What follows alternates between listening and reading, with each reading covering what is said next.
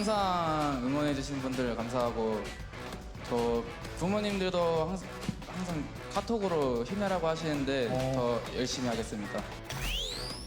이제 연패를 끊어서 이제 분위기를 잡았잖아요. 이제 그래서 이제 더 많이 이기고 싶어요.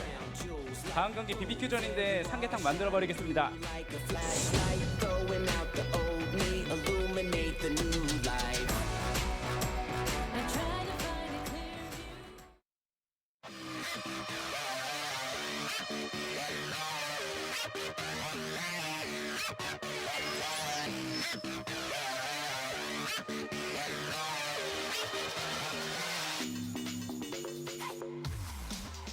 Welcome back, guys. Wasn't much of a break. We're getting ready to jump right back into the action here at the LCK in the Nexon Arena. I'm Valdez. With me is Papa Smithy for BBQ versus Afreeca.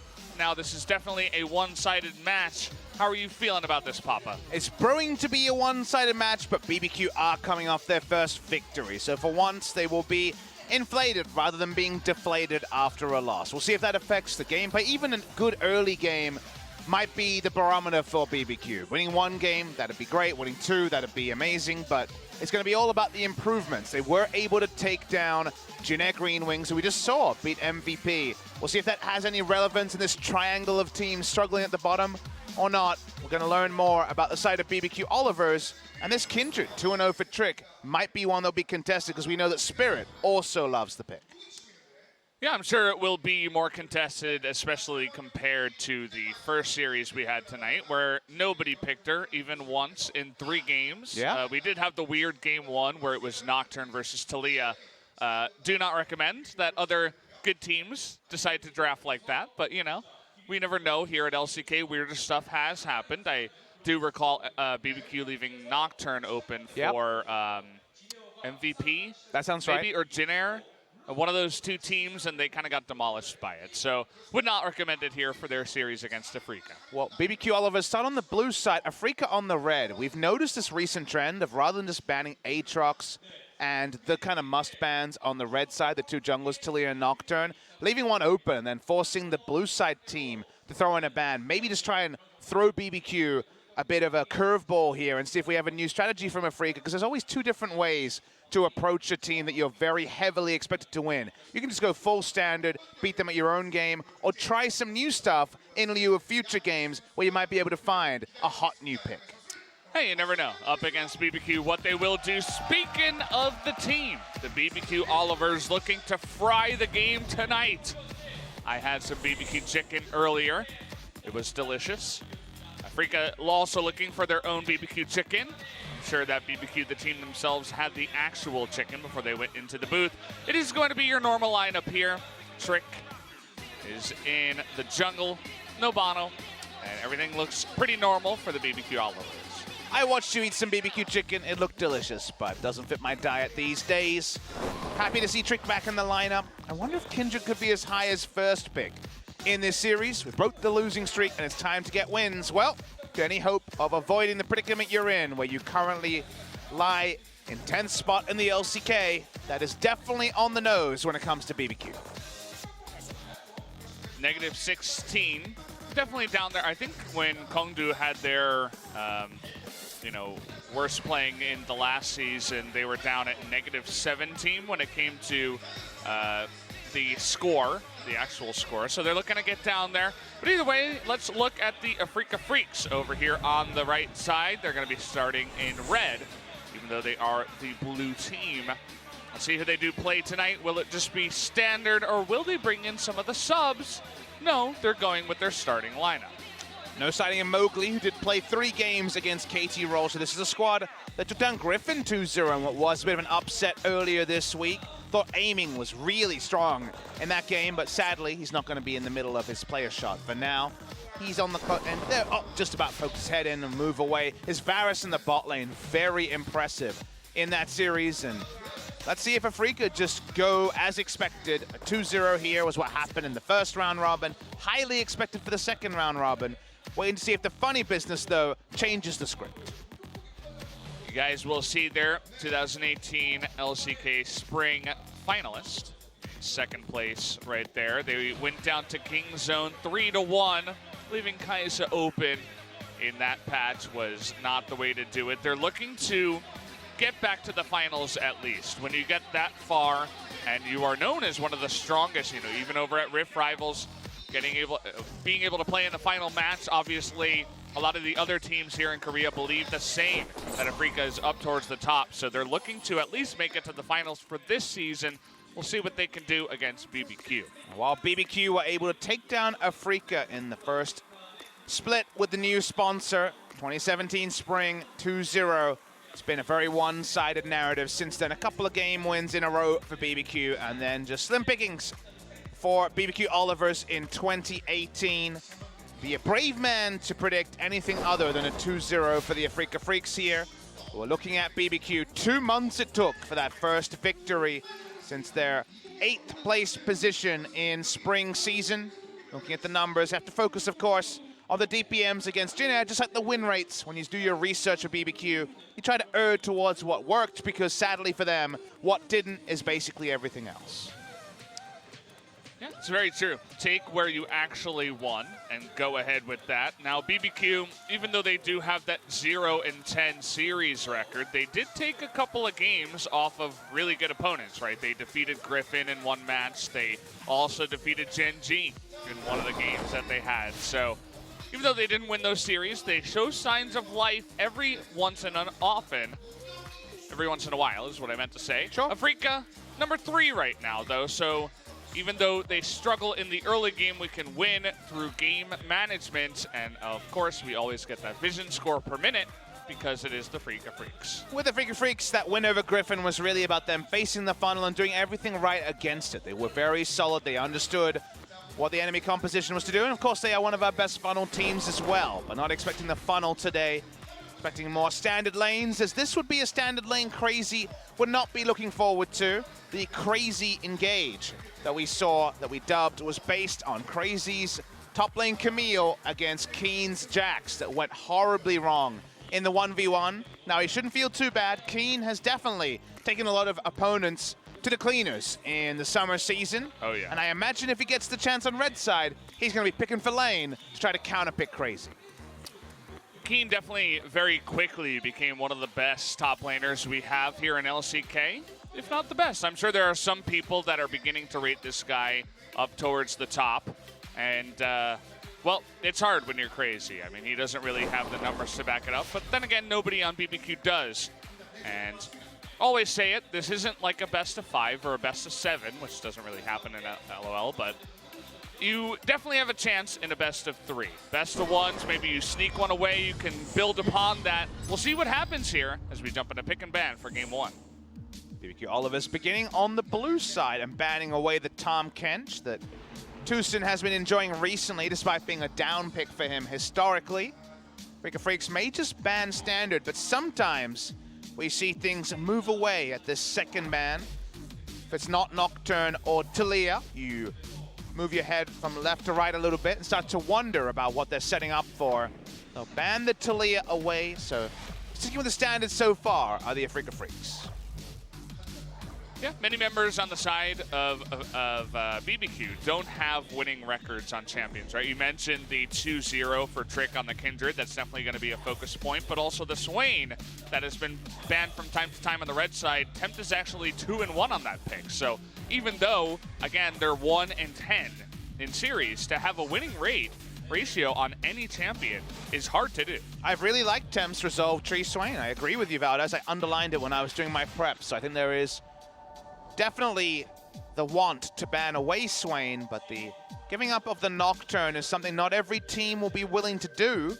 Afreeca Freecs are actually going to go and ban the Kindred, leave both open, and we'll see if they get the Swain or the Nocturne, because Spirit, a legendary Nocturne player, will end up trading himself up to the Nocturne.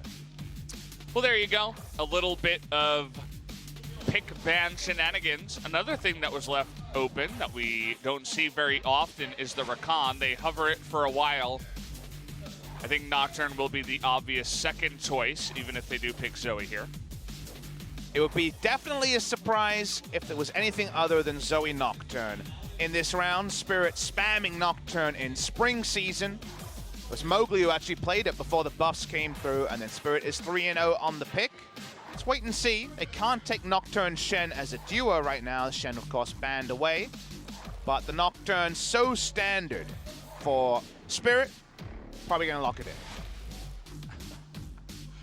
That one time was like, we love the chicken, please don't go down to relegations. The fans here, even on the same level as we are here. Spirit Whiting, Afreeca Whiting, goes over to Trick as they're looking for his pick here in the pick ban. The Trundle has been a really good pick for Trick recently. Ooh. But we're going to see a Yasuo in the first round. A common flex pick for aiming in the bot lane, but this is probably going to be the mid lane Yasuo against the Zoe, as even Tempt is on with these hovers. We would be very surprised to see the Ivern in this spot, especially because Gragas Yasuo as a duo very often drafted together. Jinair did draft this duo for the mid lane, you'll remember, in a recent series, and it went awry, so hopefully this will be a better performance here from the side of BBQ. With the Tahm Kench taken away, the Rakan is still that power pick for the Afreeca Freecs, and it will finally go for Tucson, and for the first time in a couple of weeks. It's hard for Tucson to get this pick. He's only played it twice, 1 win, 1 loss. But when he gets it, he looks really, really good. He has a history on the champion. Definitely one of the ones you want to ban away. Alistair was another one of those. He was hovering the two of them, decided on Rakan.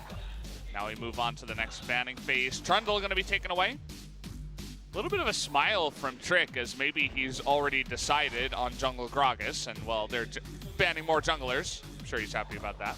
A lot of flex picks on the side of BBQ. Seeing these champions all in different lanes. As a big cheer for the BBQ signs in the audience. And then some Chinese, and then BBQ Whiting. Well, they seem hyped to be here Friday night, about 9 p.m. Korean Standard Time. We're kicking off as our first series went a little bit long. Right in the heart of Gangnam, around all the big clubs and other things around here. Some people loyal to their League of Legends on a Friday night. Oh, yeah. Waiting for final ban from BBQ. Expecting a bot laner from aiming, not necessarily a marksman. He does like to play a bit of everything, does aiming, whose Varus was a treat to watch last time out. Zyra Khan going to be denied away. Aiming, the other guy that shaved his head amongst, you know, off the rift issues, and although Yandu let a bunch of his hair grow back, I guess aiming kind of grew accustomed to the style. Thinking about a Talon when you have a Zoe. Not going to happen. Going to switch to Galio, though, so maybe a little bit of a Zoe flex into the bottom lane. Zoe bot lane been something a lot of people have talked about. We have seen Kuro play it in the bot lane before, but now they have the Galio Rakan Nocturne engage. However, we're sitting here wondering where everyone's going. We know it's not a Zoe support because Rakan is on the lineup. Don't believe there's going to be any kind of funnel either, so trying to expect a last pick top lane like we mentioned for Keen. He wants to know who he's top laning against. The Jax that he dunked on is still available. Ignat always hovers the Blitzcrank. You already picked a support. Did they, though? How about a jungle Alistair game? Blitzstar is a famous LCK duo, but sadly many years ago. Yeah. They're going to blind pick top lane. It's going to be the Cho'Gath top lane. Crazy. Defaulting to a pick we've seen a couple of our other top laners enjoy. What does Keen make of all of this is what we're wondering. How about a Jace game? It would be a little bit bold. Yeah, like the Camille a lot better. They could piece together just the biggest dunk combo, as they already have Camille hovered. The Galio, Rakan, and Nocturne don't need a lot of help most of the time. Oh, okay. But a final settling here is going to be on the GP. So GP versus Cho'Gath expected for top, but there's so many things going on, Valdez. We kind of need to wait a little bit to understand it fully. It definitely feels like GP top, Galio mid, Zoe bot. They haven't swapped yet, though, so keep that in mind. little bit of mind games going on because always the Swain and the Yasuo can be swapped, the Galio and the Zoe can be swapped. I think the Zoe would feel happier to go up against the Swain rather than the Yasuo. Does have the exhaust selected already. Oh, last second swap there. And the Swain will go down into the bottom lane, actually. Makes sense. Swain Alistar, a pretty common duo. The mid lane Yasuo matchup is pretty frustrating for the Galio to deal with just because he can move the minion away quite a lot and make it so that Q doesn't really clear. It takes a lot of trade damage. We get this very eclectic bot lane matchup of Zoe Rakan, and it will not be Zoe played by Kuro like it was at Rift Rivals, just aiming straight up on the Zoe against Ghost Swain and the Ignar Alistar. Let's see if Ignar can have another big performance. Remember that Ignar's Alistar is a pretty legendary pick from as far back as Worlds last year. Yeah, you have to imagine how much practice aiming has on Zoe. I know that I was playing a lot of mid lane, right, and I wanted to try her out. And I'm like, oh, it looks easy enough. You just head back with your portal jump, you throw it out, you go forward, and you hit them, right? It's not as easy as it looks. And aiming has not played a competitive game of Zoe ever. So we'll see how it does happen here against BBQ. If he's actually good at the Zoe, or if he's just flexing a little bit playing up against BBQ. Definitely some sort of flexing going on, whether it's in terms of the roles or some of the champions here. Afreeca Freecs taking some liberties in game number 1. Looks like it. Let's jump into game number 1 right now. BBQ versus the Afreeca Freecs.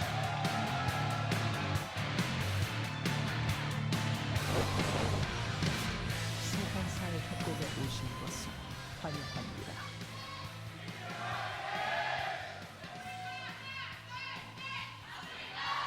미니언 생성까지 It almost felt like the BBQ chant was louder. And I feel like there is some fun in coming down and voting for the biggest underdog in LCK and saying, hey, they have great chicken, they're a good sponsor.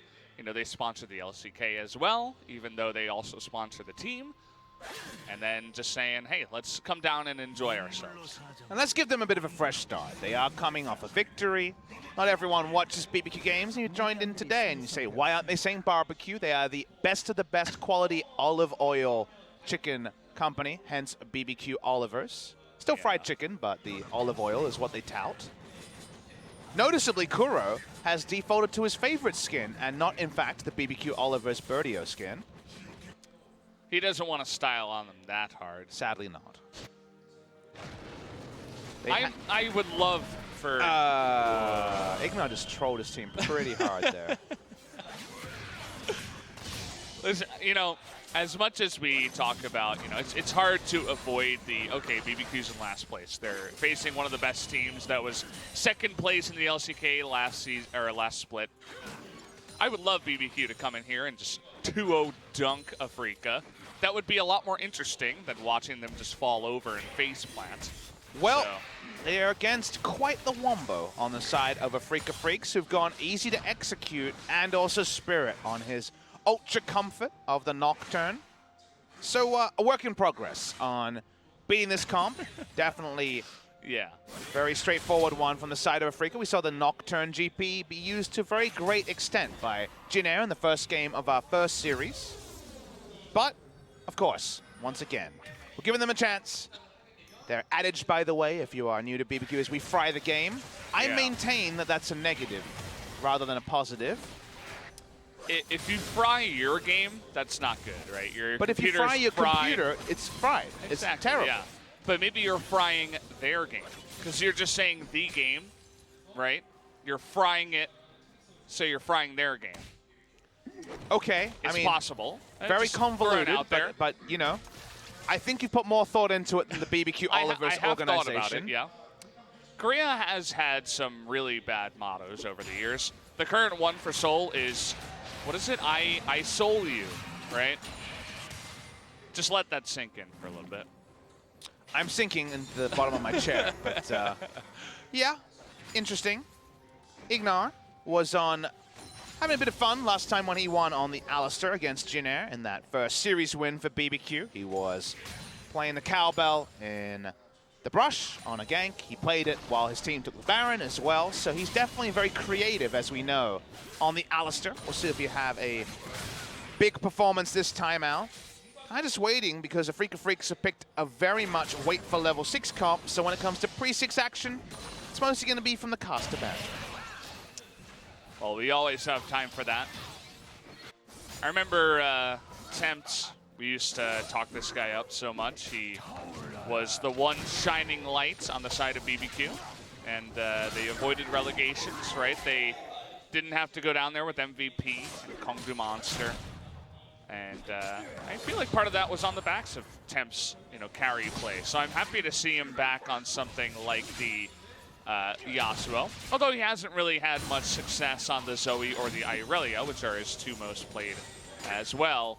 I feel like the Yasuo can definitely, if it gets way out of hand, can carry a bit harder. So looking towards the mid lane to see if he can do exactly that. Not a lot of caveats for BBQ because they have been on the losing side so many times this season. I believe, what, 5 game wins now? Maybe 6? I forget, but it's between 5 or 6.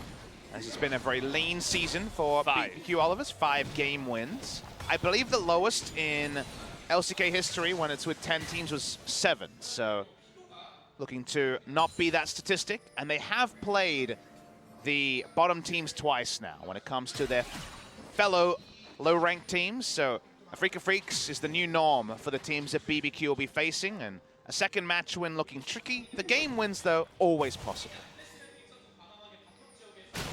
You never want to be the best at being the worst, right? You don't want to set records of being the absolute worst team in history and everything, in your specific thing, whatever it may be. It's League of Legends or fencing. You don't want to be that guy. Why did your mind go to fencing? Wolf, my good friend. Ah, yes. He's a fencer. I don't know why I thought about that. He was actually quite a good fencer. My friend, support from from SKT. Oh, he's got the smite. Spirit didn't have it, knew that, had to back off. Gets smite, gets the control ward as well. It's a bad feel. Honestly, Valdez, you've talked about your friend so many times with so many different things that he's good at, and talked him up so much that I'm not sure you really do have this friend. He's sounding more and more imaginary as you go along. Just imagine if our boy, the SKT support, was actually a fencer. That would be an interesting one. Yeah. Again, I'm still skeptical, so. Yeah. I've never met this friend of yours, so I'll wait and see. Of course not. I'll hold my judgment. Ignar getting frisky. Looking for aiming, actually. He wanted to try to get in there. He's going to eventually just knock up Deuce in here. Ghost, actually, just predicting that move, actually. Had a nice little Vision of Empire to gather some shards. Recall was started by Trick, almost fully channeled, and now it's been canceled twice. They really are considering this bot side. Okay, gets the knock up here, and that might just be too much. First blood goes to BBQ in the bottom lane. Ghost gonna pick that one up, easy peasy. Really creative stuff from the side of BBQ. They had Tempt coming most of the way down, realized there'd be no counter gank. This flash body slam in to kill. Aiming had been behind in CS already. Didn't go teleport, remember, went exhaust for the laning phase. BBQ push up, and this is a nice early game for the BBQ Olivers. That's fantastic. Look at that gigantic wave that aiming is missing. He took exhaust instead of teleport. We saw earlier that the aggressive lane. Oh, it's so big. Yeah, I forget who it was, but they took teleport instead. And for reasons like this, you would love a teleport. So Trick had spent maybe 17 seconds backing because he canceled so many times, and gets a call from his good mate, Ignar, to go in. Very, very clean from the side of BBQ. We saw Ghost hit 2 Never moves in succession. Been very accurate with that skill shot. We mentioned already that Afreeca Freecs had a bit of ramp-up time with their global comp. Gonna have to put their first set of globals to good use. And that's just a really good play that requires basically perfect mechanics, right? Even with the flash, aiming was never going to get out of that because the Yasuo was in the river too. So even if he tried to side flash to avoid the ground pound from the Alistar, he was going to die anyway to the Yasuo. So perhaps if he was able to pick up the flash as he was flashing away, but even then you're just looking at nearly impossible stuff. Aiming in Tucson, still going to be a decent item spot. They're certainly not going to be beasted out of lane when it's Swain, because he has to build the Rod of Ages early. I guess you could go Abyssal Master this game if you really wanted to. Wouldn't be that terrible. But watching here is Tricky finds Spirit. Spirit, well, he does have the Galio, but the knock-up, but Spirit is going to flash that wall. And look at the first rotation, will be Tucson, but the flash in from Tempt. He's going to get the kill, 2-0 to the side of BBQ. As Spirit gets a little bit too far, they thought they had the coverage with the Galio. It wasn't enough. And that's the first round of the Globals as well, squandered by the side of the Afreeca Freecs. Not often you will see the Paranoia, the Hero's Entrance, and also the Gangplank Ultimate used for a negative trade, but it's 1-0 for BBQ. And this is why I said glass half full, Valdez. Yeah. They clearly deserve it. There you go. Sometimes when you have nothing to play for, well, we talked about it, they do have a chance to make it into the playoffs if they win every single one, and even then, maybe not. But sometimes when you have nothing to play for, you play the easiest, right? You have no pressure. You're just having fun, right? And it really looks like BBQ's having fun. And sometimes when you're heavily fancied to pick up the victory, you try some new stuff, and we're not going to write it off just yet. They still have some power picks. They still have a comp that can win this game. Must admit, the BBQ have been much more inspired in the early game, and to me, it's another game where Trick has been in the right spot and made some very nice moves in the early game. His pathing, maybe 3 or 4 games in a row, has been very impressive. Maybe it's not just the Kindred. Maybe that just happened to be the jungle that he was playing when he started playing better. Maybe it's just his play. So definitely a good thing to look toward, and we'll see if he can continue with that good play.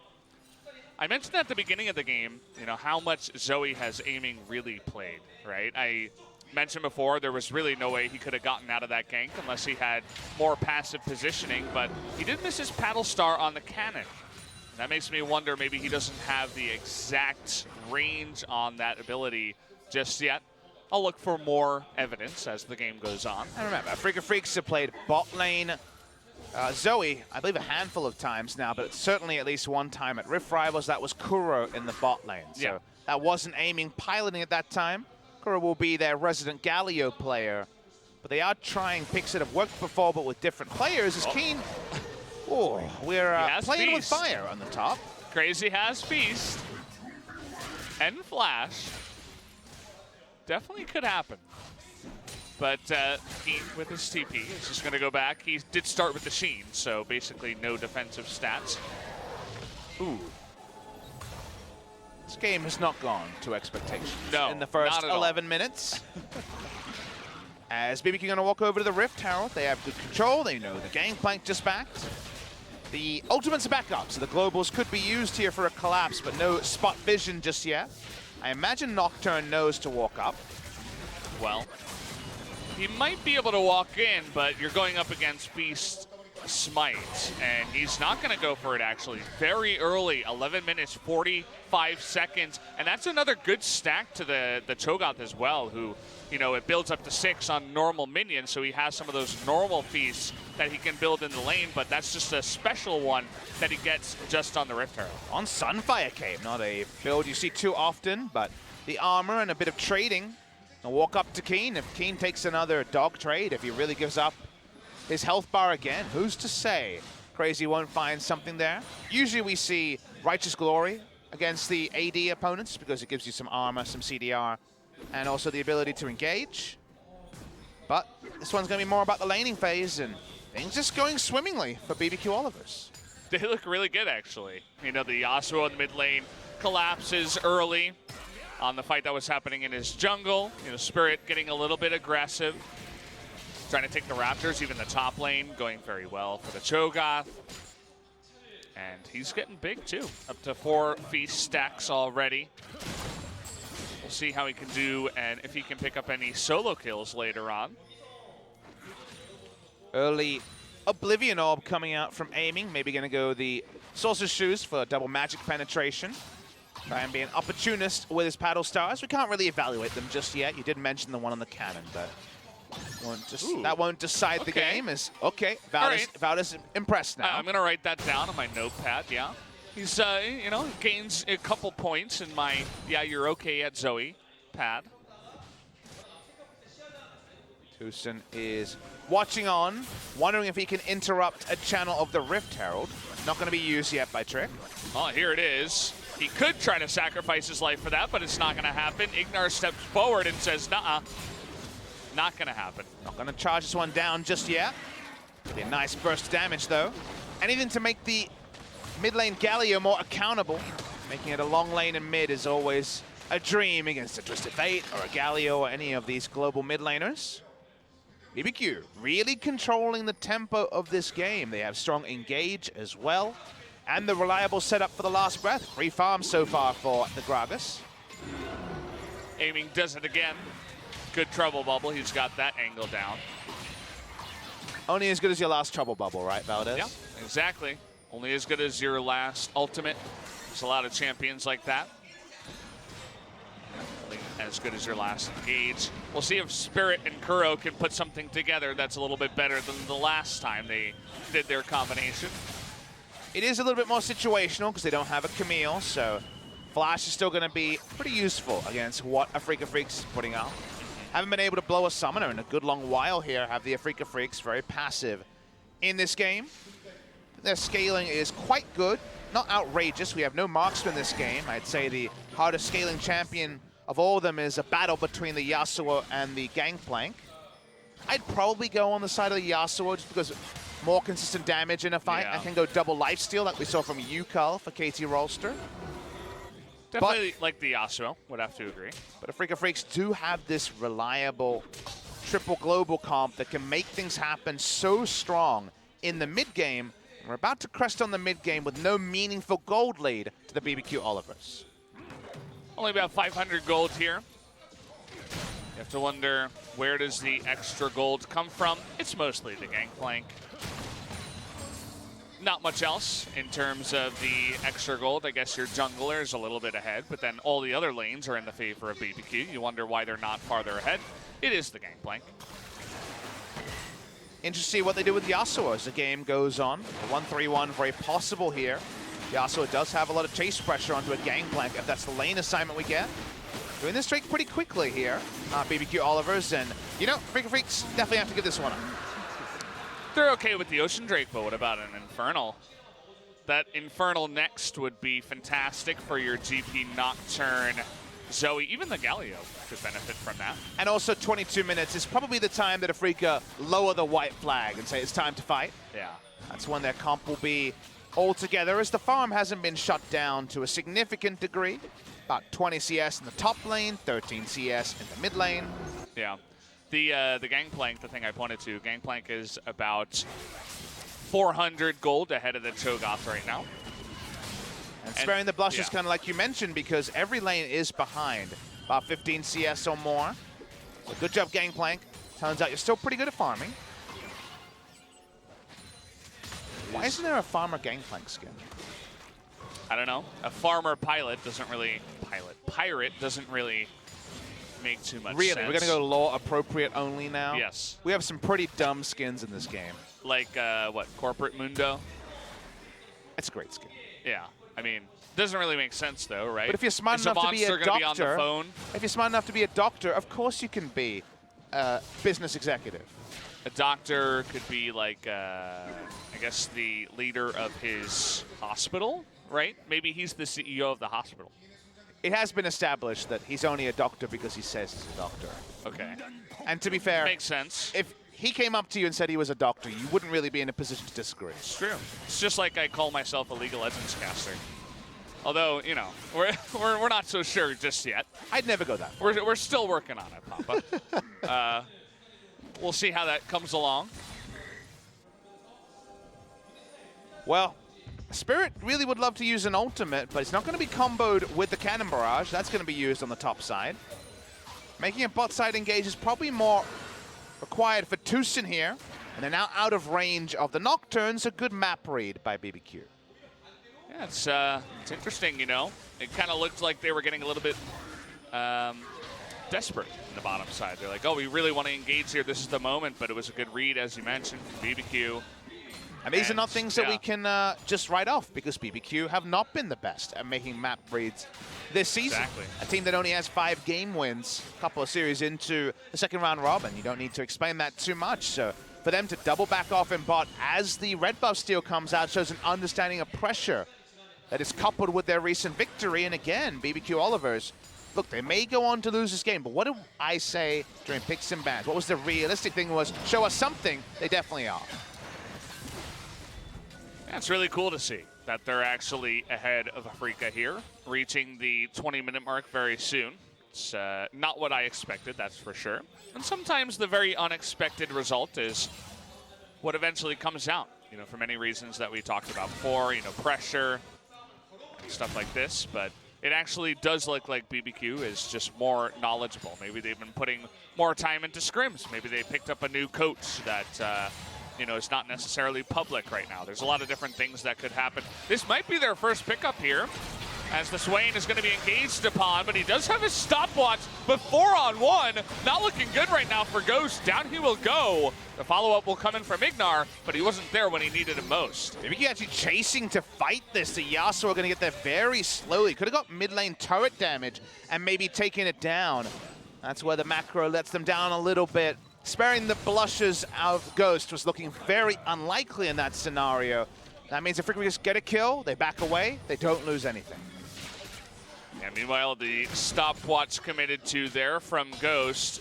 You have to wonder, you know, if you're getting 4-on-1s, maybe just don't even use the stopwatch. But hey, okay, we're gonna get the picture-in-picture. Spirit is probably gonna die here. You guys saw the top side. It looks like Spirit will actually be okay, but they do zone out the turret. But you can see in the replay, it was just a simple using the globals, 4-on-1ing, and the support wasn't there. Rotation a little bit slow. Good play from Afreeca. And the picture-in-picture, we noticed this turret go low. Probably should have been 2 turrets though, Valdez, as we could see that mid lane turret was kind of at the mercy of the Yasuo, who made the decision to rotate over. And that's the sort of thing the coaches in the back will be noting down as a oversight the BBQ has made in an otherwise very good early game. Looking at some of the jungle stats in the early game, heat map shows you that it's been pretty defensive jungle pathing from Nocturne, to no one's surprise. Nocturne not going to have too much pink spots on the blue side of the jungle. But Trick has once again been really good, and we saw his plays around the bot lane where they were able to get that first kill onto Amy. That was good work down there. We'll see as this game runs along. We mentioned how that Infernal Drake should be the moment where Afreeca says, okay, we're ready to go, we're ready to fight. And they do have the majority of their stuff up. I think the Hero's Entrance is going to be up here for Kuro by the time that does spawn. And everything else should be available, so wouldn't be half bad. Tempt is understanding his scenario. He's gone GA super early. Usually, if you play to this item, you're going to play it very aggressively. I think they missed that cannon. Whoops. Obviously, there's going to be a lot of CC and latent damage he's going to have to opt into, but GA this early implies they're ready to fight, and they're going to opt into some of these Heroes Entrance plays, as you, of course, point out another creative choice. Yeah, the Titanic Hydra on the Cho'Gath is not really what you're used to seeing. Generally, you just build him as tanky as possible. You build off all of his health scaling and try to feast kill people while being just a big beefy meatball. He's going to push real fast. That's the thing, right? He picks up that for the lane, not necessarily going for the pick in the team fight, being tanky. But look at this. We were talking about the Infernal Drake. And Afreeca just decide to give it away because they're not confident to go for the fight. They have double control ward down. They're not wanting to roll all in on the Nocturne Galio GP combo. This combo is so much of their mid game, so they're trying to be judicious when they use it, but they're giving away objectives for free as a result. Okay, we do have the engage here. It's going to be quite nice onto the Cho'Gath at least. Looking for the back line. They're looking for the Gragas, but he lives forever. Going for the tank is not the pick you want. Immediately, Keen is going to orange his way out of the CC, but a bit of a wonky fight there as the targets weren't necessarily acquired. It's the best timing at all. They'll get the ult out of Ignar, but the full disengage can still happen. Aiming, popping around, utilizing his W's, more Sparkles passive here to wave clear. But yeah, it looked like it was just a big set piece play. Rakan trying to punish as they went under turret. but the flashes are still up. They don't have a Camille to lock the enemies in place, and didn't even have to use too many flashes. Watch the replay. Tucson was spotted as before this play started, poked over the wall, comes in, and all they can do is knock up the Cho'Gath. Nocturne dives in, and remember, just like when we criticize Mundo versus no backline, unless they're going for a wombo on one person, there's no real backline of BBQ for the Nocturne to dive on. Certainly not the Yasuo with the Snowball Guardian Angel. Choose your champion that you want to dive on. Is it going to be the Zhonya Swain, the GA Yasuo, the tanky jungle Gragas, or perhaps the two tankiest members on the lineup, your top and support? I think it's definitely a good read, taking the Swain and then just drafting super tanky up against the Nocturne. I feel like we've seen it before, and it certainly does work out really, really well. Freecs still have, again, no real gold lead to be staring at. It's actually 1,000 gold. The game is going way better with this complete information we have than it might feel based on the tempo of the game. And the macro decisions from BBQ will be what is required to close it out. They have 3 Drakes to their name, but we saw a 5 Drake team lose earlier in the day. The Titanic Hydra suggests that Crazy never wants to cede the 1v1 to the Gangplank, but you have to feel like 3-4 items are crested, and then still the Gangplank will take it over. Right now is not the moment for that. But when it comes to the teamfight wombo, unless they're landing a trouble bubble and actually forcing some abilities to be used by BBQ, we haven't really seen inroads with their wombo engage. We've seen the ridiculous pushing from the Cho'Gath with Titanic Hydra. The wave just disappears in about 3 auto attacks. That's what he's looking for. And Afreeca looking for a dive down here, 3-on-1. Waiting a little bit on the Cho'Gath to actually the Nocturne to go in, 3-on-1. The Cho'Gath is not going to survive. But again, it's 3 people that kill 1 tanky meatball while your top is being pushed in. This is a play that Afreeca is making because they realize there's low Baron threat on the side of BBQ. Temp does decent Baron damage, but no one else. They'll get the turret eventually, you'd imagine. Nocturne is staying, but GP's being called up, and BBQ want an inner turret. I mean, if Afreeca's going to cede it to them for free, why not? Pick that one up. You'll begin to extend your gold lead. Spirit, as you mentioned before, there's not really anyone to stop him down here, so we'll be able to get some gold back in his pockets. Finally going to take this one down. Gonna back away. That's a lot of respect being shown by Spirit. They have no vision. He's hoping the minions will do the job. We'll see how his calculation is. Oh. Yeah. No, they retargeted. Oh, no. 22. A disaster in this scenario. They don't get the turret after all of that. I think your first instinct about the bot lane Zoe, which so far has been completely anonymous, may have been the correct one. A fancy draft from Afreeca, and the last time I said fancy was the Zillion bot lane comp coming through. Zillion Sejuani. Kingzone Dragon X. Crazy, still a monster pushing. I think he was probably going to be building a Guardian Angel, and now he's going to slow down, build some magic resist, but he's going to be happy anyway. And Afreeca Freecs Spirit says, well, I got ult back up. Maybe we can kill him again. I mean, diving into a 5v5 team is not so good when you look at BBQ's comp, but maybe just 2v1ing the Cho'Gath and slowly building up kill gold for either you or your main carry. The Gangplank is not so bad.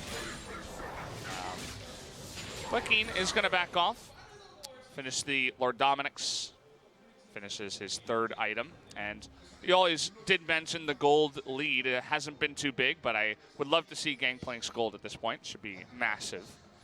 And some significant items going to come out of the side of BBQ very shortly. The Korean cast talking about the Titanic Hydra we covered earlier, but I spy with my little eye 2 BF swords. So this Yasuo, probably with the benefit of the Knight's Vow, is going to be ready to pop off. And you look at the team of Afreeca, they're going to have a real rough time stopping him. Nocturne GP going to be pretty useless against him. I don't think Tucson and Kuro are going to be enough permanent CC to shut him down. So definitely feels like a game where Yasuo is set up for success. Afreeca Freecs desperate for a pick to once again delay this game until Keen has 6 items of his own. Tucson shows bot. They look to go in on aiming here because of that, and aiming forced to use his real flash, by the way. So After that, they say, okay, thank you very much. We'll take a 4th elemental Drake. Will be the Ocean here. Looking for a better spawn on Drake number 5.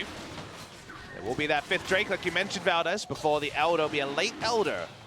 Maybe good news for the side of Afreeca. There is the 8th stack also when it comes to the Cho'Gath getting comically large. Has the health scaling on his Vorpal Spikes as well. That is a very scary auto-attack Cho'Gath, not seen since the famous Wits End Cho'Gath of the Hotshot GG days. Oh, yeah. It's a nice little build. It's crazy. You know, he's shown us some weird things. And sometimes when you're not doing so well, you try to get creative, right? Oh, he does a lot of damage with that item, actually. that was about 1,000 damage. Well, I think especially because the Scuttle was knocked up. Helps out. I like how secretly Cho'Gath might be the more significant auto-attack threat in a team fight compared to Yasuo. Who would have Oh, thought? I'd love to see that. Unfortunately, Cho'Gath famously does get kited out forever in team fights. But if you're going up against a composition that's trying to dive on top of your backline, you could just sit there and say, really? Like, I'll just kill you all. This is not a comp built for kiting from the side of Afreeca. It's built for committing. So Yeah. you'd imagine Nocturne and Galio are going to be in melee range of the Cho'Gath at some point this game. Afreeca can really only say, well, we have better fundamentals than the enemy team. Yeah. We're not far behind in gold by a significant amount, but they are already praying for a mistake from the lowest ranked team in the LCK, who only a couple of days ago had no match wins, which lets you know this game has definitely gone sideways. Yeah, you were talking about a, auto-attacking a Nocturne or a Galio. Just imagine if the Nocturne tries to ult in. And again, he doesn't have GA or anything like that. We may You not just have to auto-attack imagine. him twice and feast him. We may not have I to don't imagine. think he has enough damage to kill the Cho'Gath No. before the Cho'Gath kills him. You got to be careful there, Spirit. I'm not sure about that. I've decided I don't want to imagine it. I want to see it. Yeah, let's do it. Come on, you got vision. Feast right now doing 952 damage, if you don't mind. Yeah. This Cho'Gath is just fearsome. Someone's going and queuing for a solo rank game right now, watching this game. Yeah, and you mentioned Baron pressure, and while they don't have the fastest Baron speed, when you're far ahead, they're not super far ahead, but they do have that massive feast, right? So they might even just say, hey, try to come at us, we can beat you. And also, Ignar trying to come from behind, interestingly enough, is going to be punished for it. That is not going to work. That is an Ignar special, but this time, Afreeca Freecs, they've watched the same VODs we have. They've seen him look for the flank many a time. He was looking to get them as they face-check the Baron. Afreeca not interested in that. They pull away, and that does delay the Baron take by BBQ. You know, they could have just stayed on the Baron, and they could have just feasted it, not taken the 50-50. The Afreeca Freecs would have had to fight into them. They probably would have lost the team fight. BBQ's so tanky, nobody's taking so much damage, right? It would have been so easy, but then instead they decide to be tricky. They decide to be a little bit fancy, and they try to go for the flank, and it does not work out. I hope they keep on the Baron, though. Some teams will get dissuaded by a play like that. I agree with you, Valdez, because the only reason BBQ doesn't try to finish the Baron is, well, we're so far ahead, we could lose the game from this, but when you consider the amount of secure range, you can just put a number together, a number near 2,000, and say, just press your button at this point and you'll get it. So I think many teams here will try to finish the Baron. It's probably the wrong reason to pull away out of fear. Yeah, I mean, you got Ignar now in the pit, so if anyone wants to come in, you at least have your Alistair to do some disengage, to knock people up, to keep them away from the Baron, so it's not a 50-50. It's going to get low, and it goes over to Tucson! What the hell am I watching? They get the knock up in the backline, too, with Kuro, and now he might just be able to kill this entire team. GA coming in from Tempt, he's trying to go 1v3, but they take him out. An unbelievable Ghost is able to stay alive in the pit, and the Cho'Gath is turning this around in a big way. Secret OP Cho'Gath is coming through and actually wins the fight for them. But it doesn't win them the Baron, Valdez. Even though everything was set up for them to get it, we're going to have to see the order. It fell to 900 health, and of all people, Unsealed Spellbook Tucson is the one to pick it up, ostensibly with a smite. We didn't catch it. Here's the replay. Let's try to order this. All happens very quickly. Baron at 2,000 health comes in, and look who swoops by. It's even before the Spirit can get there on the Nocturne. Opportunistic play from Tucson. He's done it before on this Unsealed Spellbook support. Sometimes you gotta work around with the weird timings, right? Smite a little bit early, maybe the Feast comes in early. The timing was perfect from Tucson, and keep in mind, you know, he's below the level of everybody else. Anybody else who has Smite, the two junglers, the Feast, obviously, will do the most. And, well, level 13, Rakan picks up the Smite there. And maybe that's the reason why they pulled off the Baron the first time. You know, this is weird. Even with level 18 Cho'Gath, they decide, nah, it's too close. Remember that Cho'Gath has around 14 to 1,500 smite range at this point, so, you know, it's an interesting situation that has evolved. Speaking of interesting, the Gangplank did 10,000 damage Speaking in of one evolving, fight. Oh boy. Well, Gangplank evolving into Gangplunk. It's happening, guys, right before your eyes. a lot of people opting into his ultimate there that they just sat on for a long time, and then a couple of barrel links together. And you know what? Afreeca Freecs could still win this game. They definitely can. Well, there you go. Not sure how that happened, but they did not block for Ignar. And that means that Afreeca will pick up their first Drake of the game. Will be a Mountain Drake. And, well, I didn't expect this to happen. I thought BBQ were actually going to take a very one-sided game one, and we'd have to question our reality. But actually, things are beginning to make sense. As BBQ, a couple of mistakes, Afreeca taking the game. Are you saying you don't question the reality? If you tried to tell someone the tale of the tape in this game, they wouldn't believe you, as it's just been the craziest 35 minutes that Expectation could ever deliver. Crazy's still frustrated. He's still huge. He even has the ability to get even more health now with the Stone Plate. Yeah. Does he just three-shot a Nocturne? Tune in soon to find out. I think he does. I mean, as long as BBQ doesn't make any mistakes, they might still just win this on the back of the Cho'Gath. Let's see how this happens. The damage amp on the Alistair. Trick says, "You shall not hit my cow." Sadly, he was mistaken. He thought, you know, the big Gragas would be able to block it. But apparently not. Not enough blubber there. Too much time at the gym for Gragas. Yeah, he's been working out. He's been seeing a lot more play recently, so the exercise is getting to him. It's thinning out a little bit. BBQ, they're still in a gold lead, as the gold has ballooned from 3,000 to now about 0. And it's about a 75 gold lead. What item is it's probably Guardian Angel, I guess, here for GP. Doesn't have any critical strike in this build. Now he's a frontliner who will live for a pretty extended amount of time. You would imagine Tempt will still follow up on our expectation and be able to dominate a fight. But they could end up with double exhaust if Tucson goes that way, and they certainly will want to CC him down. Amazing this game is still up in the air, but BBQ have the Elder Dragon to set up around. When it spawns, Afreeca was able to stop the 5 Drake stack. They at least have that going for them. I think we might just have a little bit of a slowdown before we do get into the next objective. You guys can see the gold advantage graph. It was never even that big for BBQ because the Gangplank was holding so many gold in his pirate pockets. But now after that good Baron fight for Afreeca and a couple of turrets taken out, they have evened up the score. They have done what we asked, of turn their game victory into a strong early game. But closing games, BBQ have struggled with that before. I think they still have a wonderful comp here to try to make it happen.